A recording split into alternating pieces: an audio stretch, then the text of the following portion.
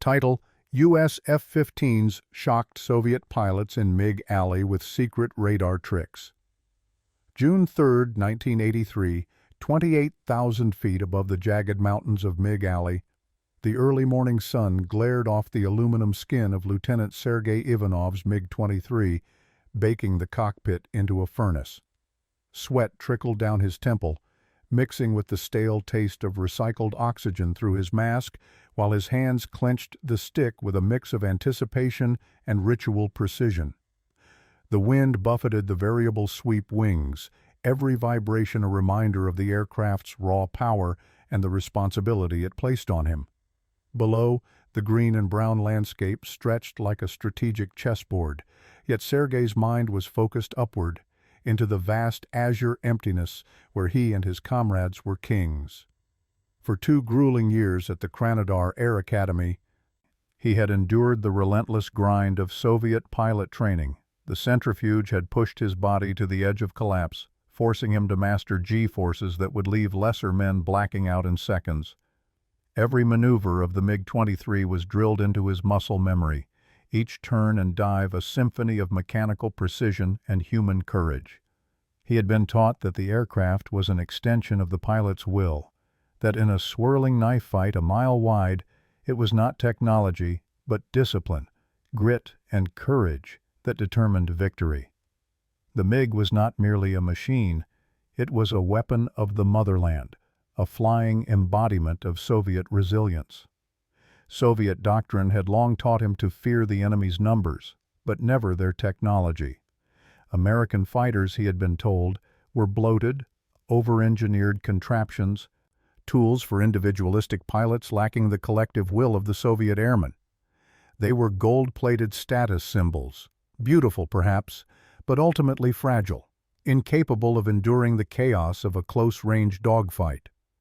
Sergei's comrades shared the same unwavering confidence. Every pilot in his squadron believed in the supremacy of human skill over machinery.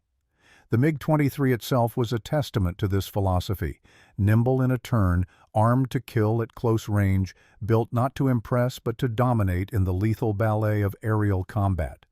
He knew the limits of its engine, the subtle lag of its radar, the exact angle where its missiles would lock with precision.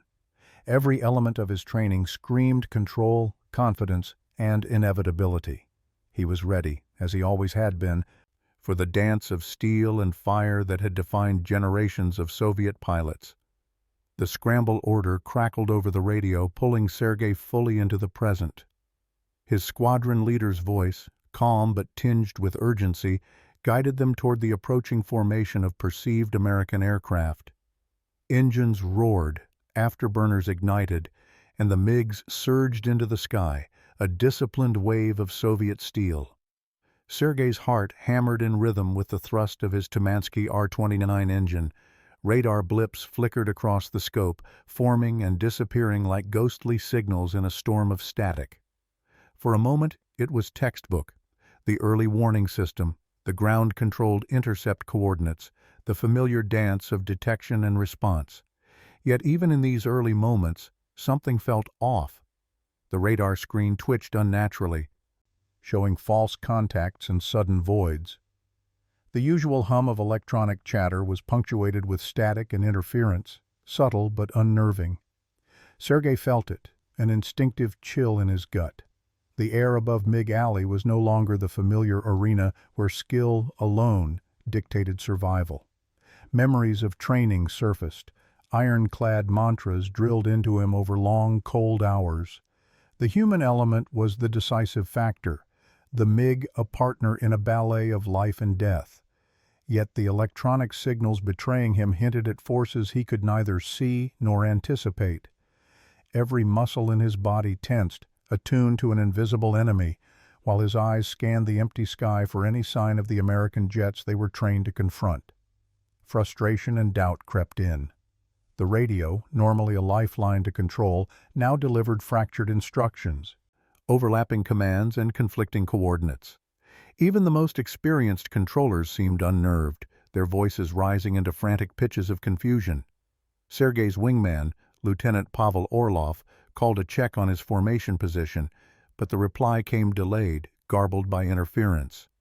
The MiG that had once been a seamless extension of their will now felt alien, unpredictable, almost disobedient under the stress of an unseen hand. And then it happened, the first true anomaly. A radar blip appeared, then vanished, then multiplied into dozens of false targets. It was as though the sky itself had become a hall of mirrors, reflecting phantom threats that did not exist. Ground control shouted new headings, but the conflicting signals only amplified the chaos. Sergei's fingers itched over the trigger, his mind screaming for clarity in a theater where clarity had disappeared. A momentary flicker of green on his radar hinted at movement, yet nothing materialized visually. He tightened his grip on the stick, muscles coiled like springs, anticipating the first engagement that had been promised by doctrine and training. But the sky remained unnervingly empty. The MiG, designed for close-in combat and rapid response, seemed almost redundant against a foe who played by rules no Soviet training had ever accounted for. Fear, subtle at first, began to creep into the cockpit. It was not the fear of failure or death, the familiar companion of combat. It was a deeper, more insidious dread, the realization that the enemy might exist outside the parameters of understanding, that they could strike without warning or visual confirmation. Sergei stole glances at his wingman, seeing the same confusion mirrored in Pavel's eyes. They had prepared for heroism, for glory, for the ballet of skill over steel. Instead, they faced uncertainty, a predator, invisible and omnipresent, lurking in the electronic ether. As Part 1 of this mission drew to its tense climax, the MiGs surged higher, engines screaming, wings slicing the thin air. Radar screens erupted in false signals, and the radio became a symphony of conflicting urgency. Sergei's heart raced in perfect harmony with the chaos surrounding him. The stage was set. The first strike was imminent, though its form and timing remained shrouded in mystery. For the first time in his career, he felt the weight of helplessness pressing against the cockpit canopy, the confidence of countless drills and simulations colliding with the stark reality of an enemy beyond comprehension. Somewhere above the jagged mountains, the invisible hand of fate, or perhaps technology, was waiting. And Sergei, trained to dominate, now braced for a revelation that would shake every belief he had ever held about the air war, the MiG, and his own invincibility. The MiGs cut through the thin morning air, their noses dipping and climbing as Sergei and his squadron tried to maintain formation in the swirling chaos of false radar blips. Each instrument now seemed unreliable, a digital phantom that mocked years of disciplined training. Ground control's frantic voice broke through the static again, ordering evasive maneuvers to avoid contacts that no one could visually confirm. Sergei's gut tightened. He had flown hundreds of sorties in this corridor of sky, yet nothing in his experience had prepared him for this. The first real shock came quietly. A radar signature appeared briefly on Sergei's screen, fast-moving, irregular, almost erratic. He adjusted the MiG's radar to lock, heart hammering, only to watch the blip vanish mid-scan. A low hiss on the radio marked the confusion of nearby pilots, their voices overlapping, each one reporting phantom targets and disappearing formations. It wasn't human error. This was something else, something engineered to undermine them completely. Sergei realized, with a surge of disbelief, that the Americans had found a way to manipulate the MiG's sensors, to feed the pilots a distorted reality while hiding their true positions. The invisible predator was here, and it moved with precision and patience. Lieutenant Orlov, still clinging to the ideal of close-range dominance, called out a maneuver to tighten their formation, trying to regain control. But the MiGs responded sluggishly, and the radar interference played tricks on their eyes. Sergei felt the MiG hesitate, as though unsure of its own capabilities. The confidence drilled into him since his academy days, the belief that a MiG pilot, skilled and fearless, could overcome any foe, now wavered under the weight of uncertainty. The air above MiG Alley, once predictable and known, had transformed into a landscape of shadows and deception. As the squadron climbed higher, the F-15s revealed themselves, not with a roar or a missile lock, but with a quiet surgical precision.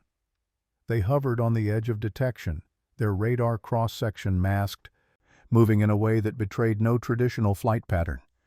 Sergei squinted through the canopy, scanning for the familiar silhouette of the American jet, but all he saw were clouds, empty sky, and the occasional glint of sun on his own wings. Yet every instinct screamed danger. Every false radar blip, every static crackle in the radio was a deliberate message. The F-15s controlled this encounter. Ground control attempted to compensate, issuing new headings, new attack vectors, but the interference intensified. Sergei's training kicked in, forcing him to rely on instinct, his eyes and hands more than the instruments in front of him. He adjusted his approach, angling for a better visual, his mind replaying every dogfight tactic he had ever drilled, but each attempt was met with failure. Radar signals jumped, formations shifted, and the invisible enemy manipulated the space around him with an almost supernatural awareness. It was no longer a battle of skill versus skill. It was a battle of perception, and the Soviets were losing ground. The first close encounter was subtle but undeniable. Sergei caught the shadow of an F-15 crossing above, just a brief glint of sunlight reflecting off its canopy. Before he could react, it vanished again, leaving nothing but a sense of wrongness in its place. Orlov shouted over the radio, warning of multiple ghost contacts surrounding them, but Sergei realized the truth. These blips were illusions, electronic decoys designed to fracture their situational awareness. Every pilot in the squadron was reacting to signals that were false, chasing threats that did not exist while the real enemy stayed invisible. The MiG, formidable as it was in any textbook engagement, was suddenly handicapped. The battle was no longer about maneuverability or missile range. It was a psychological game, a contest of deception where the F-15s held the advantage. Sweat stung Sergei's eyes as he struggled to maintain focus. He remembered the countless hours of simulation and classroom doctrine that had assured him of Soviet supremacy in close-range dogfights. Every maneuver he had memorized, every counter-turn practiced in mock combats, was now rendered uncertain by an adversary who didn't play by the known rules. The MiGs, built for agility and aggressive strikes, were forced into defensive postures simply to avoid phantom threats. The Americans had weaponized the unseen, and the Soviet pilots felt the sting of vulnerability for the first time. Tension rippled through the squadron. Wingmen began breaking formation instinctively, each pilot trying to regain control of his own sky. Radio chatter became a cacophony of fear and disbelief. Commands from ground control were shouted, ignored, repeated, and then drowned in the electronic haze. Sergei's training screamed at him to act decisively, to close in and force visual contact. Yet the invisible enemy seemed to anticipate every move, every turn, every climb. Panic threatened to infiltrate the disciplined ranks, and for the first time, Sergei confronted an unfamiliar sensation: helplessness in the cockpit. Then came the realization that would redefine the entire mission. The F-15s weren't merely hiding, they were manipulating. Each electronic trick, each phantom blip, was designed to mislead, to fragment the formation, to provoke mistakes. Sergei understood that the Americans had studied the Soviet doctrine intimately, exploiting the reliance on radar and ground coordination while staying completely undetected. Every false target, every conflicting command from controllers was a calculated stroke in an invisible chess game played miles above the rugged mountains. The MiGs, for all their speed and turning prowess, were now pawns in a game they could neither see nor control. As the part drew to a climax, Sergei and his squadron were airborne warriors trapped in a digital labyrinth. Every instrument, every radar sweep, every glance at the empty sky reminded them of a harsh truth: skill alone could no longer guarantee survival. The F-15s, masters of deception and electronic warfare, had turned the rules of aerial combat upside down. Pilots who had once felt invincible now navigated a battlefield of uncertainty, forced to rely on instinct, intuition, and split-second judgment to avoid annihilation. And yet even in this chaos, Sergei's heart burned with determination. He was a Soviet pilot, trained to endure, to fight, to survive. The invisible enemy may have controlled the skies, but he would not yield. The first strike of reality had come and gone, leaving confusion, fear, and a mounting anticipation. The true confrontation, when the F-15s would reveal their full power, was still to come. The sky above MiG Alley was no longer a simple expanse of air and clouds. It had become a battlefield of shadows, echoes, and unseen predators. Sergei's knuckles were white around the control stick, sweat and adrenaline mingling on his brow as the MiG surged upward, twisting and banking to evade radar contacts that flickered like ghosts on his display. The squadron, once a tight formation of confident pilots, now moved in fragmented clusters, each man reacting instinctively to electronic illusions while trying to locate the real threat. The first real engagement erupted without warning. A flash of sun glinted off a sleek F-15 as it executed a high-speed pass above the MiG formation. Sergei caught only a glimpse, a shimmer that vanished almost immediately, yet it was enough. Missiles seemed to track phantom signals around him, forcing evasive maneuvers that tested every ounce of G-force endurance he possessed. The MiG, built for agility, responded with precision, yet even its legendary turning radius couldn't counter the uncertainty planted by the F-15's electronic deception. Lieutenant Orlov, attempting to rally the squadron, shouted over the radio, his voice tight with tension. "Stay sharp. Do not trust the blips. Visual only." But the warning barely cut through the panic. Each pilot's eyes darted between instrument panels and the endless sky, seeking confirmation of the enemy that seemed to appear and vanish at will. It was a new kind of dogfight, a psychological battle, a contest of perception where trust in one's senses was both weapon and liability. The F-15s struck methodically. Using electronic warfare to mask their positions, they forced the MiGs into reactionary patterns. Every attempt Sergei made to flank or climb above the unseen enemy was anticipated. Radar signals bounced back false images, making the MiGs believe an F-15 was always one step ahead. Sergei could feel the gap between training and reality widen with each second.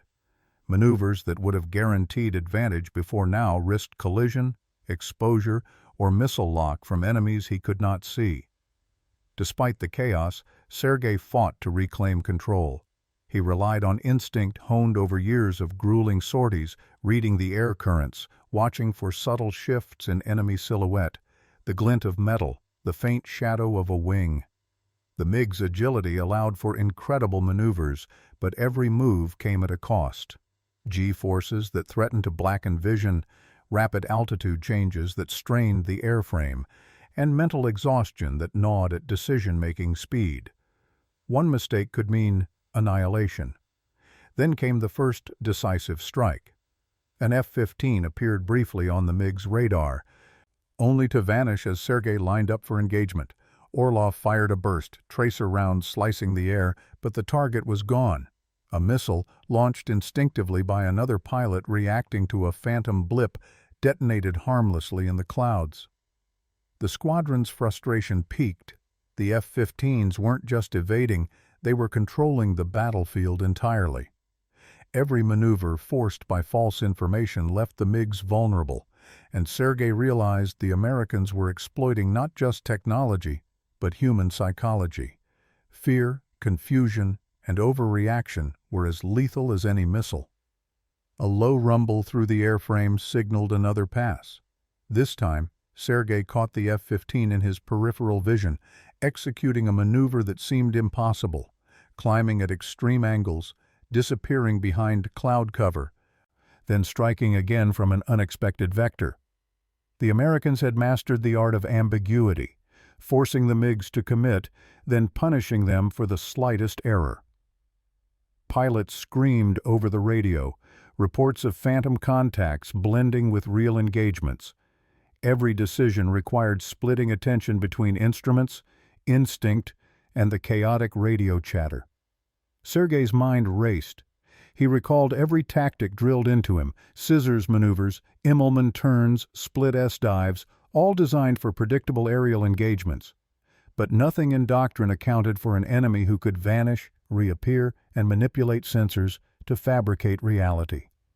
The MiG's strengths, turning radius, agility, and fearless dogfighting, were neutralized by uncertainty. Sergei felt the first pangs of doubt about the invincibility he had been taught to believe in. Amid the confusion, a critical decision emerged.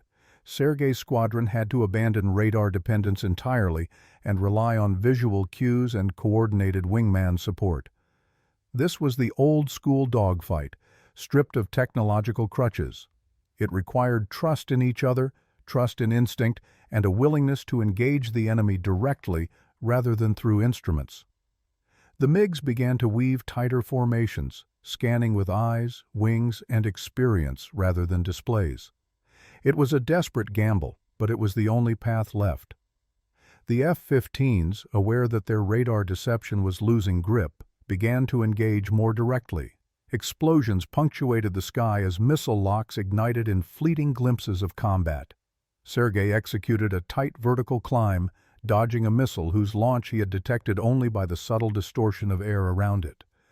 Orlov engaged another F-15 in a tight turn, the two jets circling as if locked in a duel of skill and nerve. Every second demanded perfection. Every movement carried life or death consequences. In the heart of the battle, Sergei felt a strange clarity. Fear, adrenaline, and instinct merged, allowing him to anticipate the enemy in ways no instrument could. He saw patterns in the chaos, how the F-15s used false signals, how they relied on momentary disorientation, how each pilot moved to exploit human reflexes. Sergei adapted, weaving through the confusion with a blend of discipline and intuition, forcing the invisible enemy to reveal fragments of its strategy. One by one, the squadron learned to counteract the illusions. Visual confirmation, split-second coordination, and disciplined formation flying began to regain some control over the situation. MiGs that had seemed lost now executed sharp maneuvers, avoiding missiles and closing distances. The F-15s, though technologically superior, faced pilots who refused to be deceived completely. It was a battle of wits and reflexes as much as machines. Yet, even as the Soviets adapted, the cost was clear. The MiGs were fatigued, their pilots drained by extreme G-forces, split-second calculations, and the relentless mental strain of distinguishing reality from deception. Every sortie left scars on nerves as well as metal. Sergei's chest heaved behind the oxygen mask, sweat mixing with the taste of fear and determination. The F-15's invisible war had been devastating, but not absolute. Human skill, courage, and instinct still held value in the unforgiving skies of MiG Alley. As the engagement drew to a close, the F-15s retreated, slipping away with the same silent precision that had defined their attack. The Soviet pilots, battered but alive, regrouped, scanning the skies for any remaining threat. Silence replaced the cacophony, leaving only the heavy breathing of exhausted pilots and the distant echo of supersonic jets disappearing into the horizon. Sergei allowed himself a moment of reflection. The encounter had shattered illusions, exposed vulnerabilities, and tested every fiber of his training. Yet it had also reinforced the core truth. Adaptability, courage, and determination could still counter even the most sophisticated technology. Back on the ground, debriefings began. Pilots described phantom contacts, electronic manipulation, and tactics that had pushed them to the edge. Ground control pored over radar logs and flight data, trying to piece together the invisible puzzle. Lessons would be learned, doctrines revised, and strategies adapted. But one fact was undeniable. The F-15s had demonstrated a new form of air dominance, one that combined stealth, technology, and psychological warfare to create chaos in even the most disciplined squadrons. Sergei removed his helmet, running a hand through sweat-soaked hair. He glanced at his comrades, each one carrying the same mix of exhaustion, disbelief, and pride. They had faced an enemy unlike any before, navigated the invisible battlefield, and survived. The MiGs had proven that skill and instinct still mattered, even when technology threatened to overwhelm. Yet, the encounter also planted a seed of respect for the Americans' ingenuity, precision, and daring. The story of MiG Alley that day would become legend, a testament to the evolving art of aerial combat. It was a battle of perception and deception, of skill against stealth, and human courage against technological supremacy. For viewers watching today, it serves as a thrilling reminder. Warfare is never static, and every engagement carries lessons beyond the physical clash of machines. Pilots, planes, and tactics all evolve, but the heart and mind of a warrior remain the ultimate weapon. If you found this story of high-altitude tension, secret radar tricks, and fearless pilots gripping, make sure to like, share, and subscribe. Hit the notification bell to follow our channel for more incredible Cold War aviation stories that put you right in the cockpit. And drop a comment below. What would you have done if you were in MiG Alley that day?